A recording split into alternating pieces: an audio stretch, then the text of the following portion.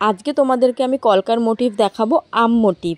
আগে তোমাদেরকে আমি সি মোটিভ দেখিয়েছিলাম, ওটাকে ঘুরিয়ে তোমরা কিভাবে আম মোটিভ করবে সেটাই আমি তোমাদেরকে আজকে দেখাবো।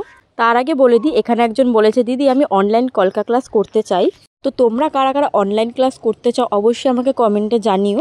আর দেখো, 1 নম্বরে আমি যে দুটো মোটিভ করেছিলাম উল্টো করে একটা সোজা করে, সেই মোটিভ দুটোই আমি 2 নম্বরে এসে অ্যাটাচ করছি। তারপর সেই 2 নম্বরে মোটিভটাই আমি 3 নম্বরে করে ওর ওপর থেকে আমি ছাদনা দিয়ে দিচ্ছি দুপাশ থেকে। এরকমভাবেই তোমরা বাড়িতে প্র্যাকটিস করবে 1-2 করে, তাহলে দেখবে অনেকটা তোমাদের সুবিধা হচ্ছে।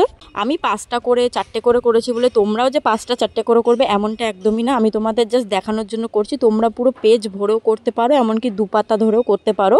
যত বেশি করবে তত তাড়াতাড়ি শিখবে। সেম মোটিভ দুটো আমি 4 নম্বরে করেছি। দুটো দুদিকে মুখ করে শুইয়ে দিয়ে ওপর দিয়ে ছাদনা দিয়ে মাঝখানে একটা করে ডট দিয়ে দিয়েছি।